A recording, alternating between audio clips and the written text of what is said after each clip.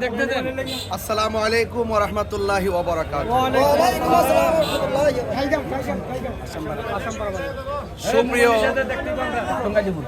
আসামপাড়াবাসী, এক নং গাজীপুরবাসী, চুনারো ঘাটের একটি ঐতিহ্যবাহী বাজার হলো আসামপাড়া বাজার, ঠিক না?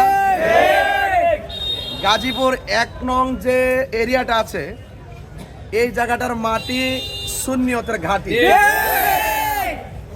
আমরা এই স্বাধীনতার পর এই বাংলাদেশে একমাত্র সারা বাংলাদেশের আপামর জনতাকে বোঝাতে সক্ষম হয়েছি যে একমাত্র এই দেশের শান্তিপ্রিয় দল হলো আহলুস সুন্নাত ওয়াল জামাত।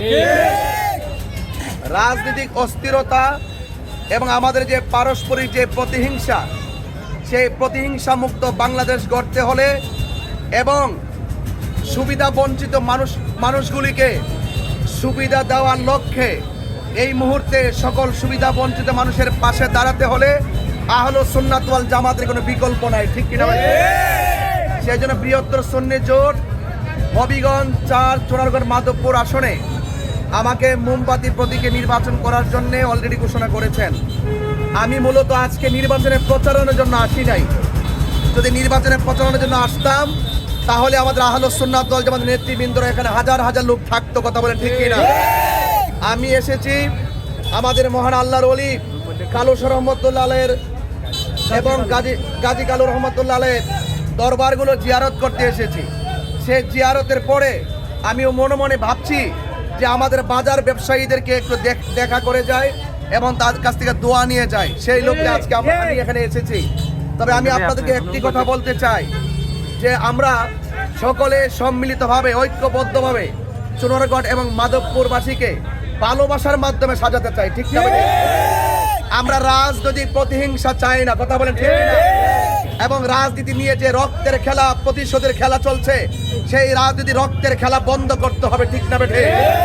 এবং দেখেন, একজনে যদি একটা অন্যায় করে রাজনীতি প্রতিহিংসায় ঢালাওভাবে মামলা করা হয়, সেই মামলা করে অনর্থক নিরীহ মানুষদেরকে হ্যারাস করা হচ্ছে, কথা বলেন ঠিক কিনা?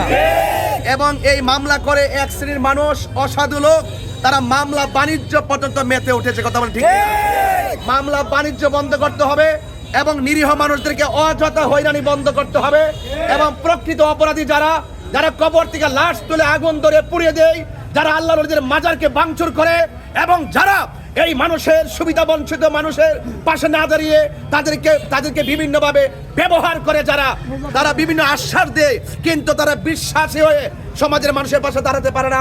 আমরা আহলুস সুন্নাত ওয়াল জামাত দার্থহীন কণ্ঠে বলতে চাই, আশ্বাস দিয়ে নয়, ভালোবাসা দিয়ে, বিশ্বাস দিয়ে, বিশ্বাসের প্রতিফলন দিয়ে এই দেশের অধিকার হারা মানুষ এবং সুবিধা বঞ্চিত মানুষের পাশে দাঁড়াতে চাই এবং রাষ্ট্রের গুরুত্বপূর্ণ জায়গায় যদি আহলুস সুন্নাত ওয়াল জামাতের নেতৃত্ব যদি আমরা গঠন করতে পারি, আহলুস সুন্নাত ওয়াল জামাতের মানুষদেরকে যদি আমরা পাঠাতে পারি, আমরা আশা করি আহলুস সুন্নাত ওয়াল জামাতের সেই দায়িত্বশীলদের মানুষের মাধ্যমে এই দেশের অধিকার হারা মানুষ, সুবিধা বঞ্চিত মানুষের পাশে এবং মুখে হাসি ফুটবে। সেই হাসি ফোটানোর প্রত্যয় নিয়ে এবং চা বাগানের যে নিরীহ যে মানুষগুলো আছে, তাদের শ্রমিক যারা রয়েছেন, তাদেরকে বিভিন্ন সময় অনেক বড় বড় আশ্বাস দেওয়া হয় কিন্তু বারবার চা শ্রমিকদের বিশ্বাসকে ভেঙে দেওয়া হয়েছে। সেই বিশ্বাসকে আমরা প্রতিফলন ঘটাতে চাই, বিশ্বাসের মাধ্যমে চা শ্রমিকদের মুখে হাসি ফোটাতে চাই এবং আপনারা যারা এখানে এসেছেন আপনাদেরকে অনুরোধ করে বলবো, আপনারা সবাই পাশে থাকবেন। আমি মনে করি এই দেশে মুসলমান বাস করবে, এই দেশে খ্রিস্টান বাস করবে, এই দেশে হিন্দু বাস করবে, যার ধর্ম স্বাধীনভাবে পালন করবে, কেউ হস্তক্ষেপ করবে না। আমি আমার মুসলমান ভাইদেরকে সালাম জানাচ্ছি এবং হিন্দুদেরকে আদাব এবং আমার আশীর্বাদ ব্যক্ত করছি এবং আমি দেখেছি অনেক মা বোনরা ডানে বামে দাঁড়িয়ে গেছে। আমি মা বোনদেরকে আমার অন্তঃস্থল থেকে সালাম জানাচ্ছি। আমি আজকে মূলত এসেছিলাম মাজার জিয়ারত করতে।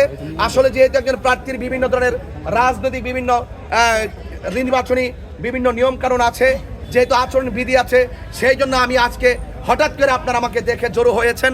আপনাদের সেই স্বতঃস্ফূর্ত কাকতালীয় অংশগ্রহণকে আমার অন্তঃস্থল থেকে মোবারক বাজে নিয়ে আবারও বলতে চাই, এই দেশটা সবার, সকলে হাতে হাতে শান্তির মাধ্যমে, সম্প্রীতির মাধ্যমে এই দেশকে সাজাতে চাই। নারায়ে তাকবীর, আল্লাহু আকবার, নারায়ে রিসালাত, ইয়া রাসূলুল্লাহ, আহলুস সুন্নাত ওয়াল জামাত জিন্দাবাদ। এবং মোমবাতির আলো ঘরে ঘরে, এই আলোতে যেন প্রত্যেকটা মানুষের হৃদয় আলোকিত হয়, সে আশাবাদ ব্যক্ত রেখে আমার কথা যদি কেউ কষ্ট পেয়ে থাকেন, আরেকটি কথা বলি, আমি এই বাজার যখন ঢুকেছি দেখেছি যে অনেকগুলো দোকান, আমি সব ব্যবসায়ীদের হাতে হাত মিলাতে পারিনি, আমি আন্তরিকভাবে দুঃখিত এবং স্বল্পতার কারণে আপনারা কেউ ভুল বুঝবেন না। ইনশাল্লাহ আপনারা আমার হৃদয়ে আছেন, এই দেশের মাটি ও মানুষের প্রতি আমার দরদ আছে, আমরা সম্প্রীতির মাধ্যমে এই দেশকে সাজাতে চাই। ইনশাল্লাহ আল্লাহ পাক আপনাদের সকলের ব্যবসা বাণিজ্য জান মালে বরকত দান করুক, আমিন। আসসালামু আলাইকুম ওয়া রাহমাতুল্লাহি ওয়া বারাকাতুহু।